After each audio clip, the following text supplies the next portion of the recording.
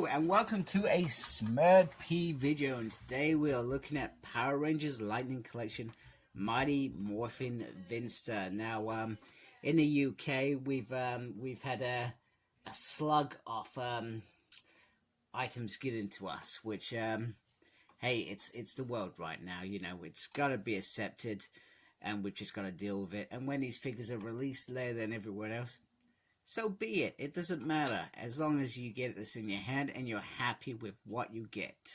So packaging, as always, is a very gorgeous artwork. Mighty Morphin Power Rangers sign up there, and then just a little picture on the back. So let's get him out.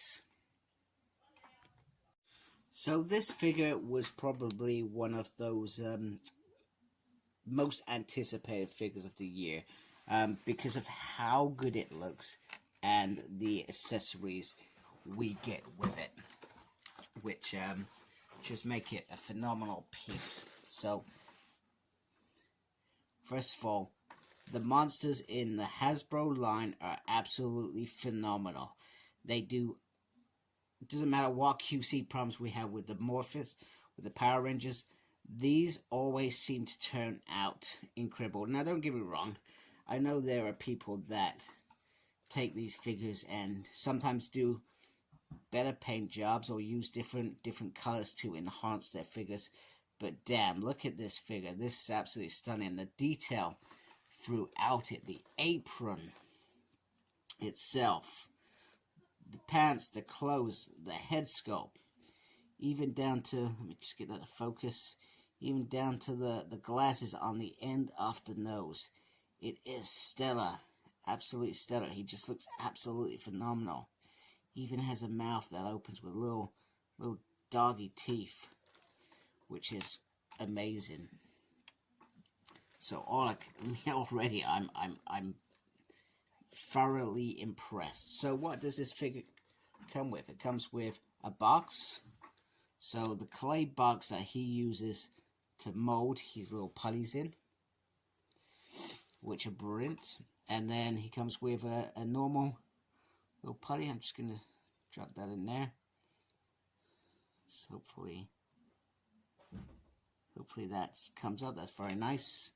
And then we got a putty with a ball. So we got a ball, we got the sword, and it's pretty cool. And you can close that with them in, which I feel is very cool. Then he comes with his Magnifying Glass, which I'm not sure where I want to put that just yet. Rolling pin to roll out that clay, and that just slots in there if I can get it just right. Come on. If I can get it in there. There we go. There we go. It's in there now. So he's got that. He's got this little sharp sort of tool to make them and shape them. Do you know what? I feel like if Mighty Morphin Power Rangers was done now, and it was an adult version, he would be some sort of psycho murderer, wouldn't he? Now in the comics, they actually revisited that and had him, he was, I think, despised by his family. And I think he accidentally kills his wife, if I remember correctly. I'd have to go back and read it. But something along those lines, which makes perfect sense. And then he's got the little putty sculptor as well to do that, which is pretty cool. Pretty decent. And I'm trying to think, where does that fit in?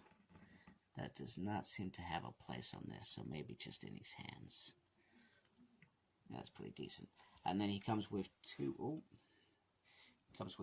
other little hands to hold certain stuff, which is awesome. So the look is great, the accessories are great. Let's look at articulation. So his head can go all the way around. It can go up and down that much, so you can get him into this sort of pose, which I feel suits the character. Now in terms of the arm going round, you've got this piece here, and it's quite a solid piece there. So you are restricted, but there is a butterfly in there, just for sake. But let's be honest, it wasn't like he was a very animated character. He was more like an older alien dog he was just pondering and making putties, and you know, it wasn't like he was ever going to go into battle or anything. So he's got swivel there, and then he's got one single joint there, and then the hand can move around, which is decent. Now the rest of the body, because he's got this great big skirt here, can be difficult, but he does have a mobility there, and you can twist that around if you want.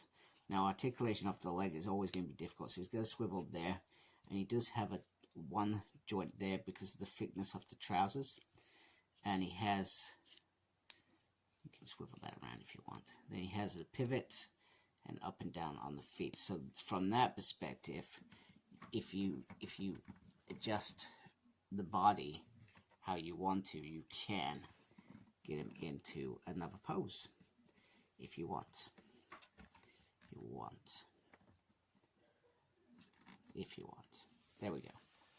So you can do that, which is pretty decent. So let's show him with some of his bosses, should we say.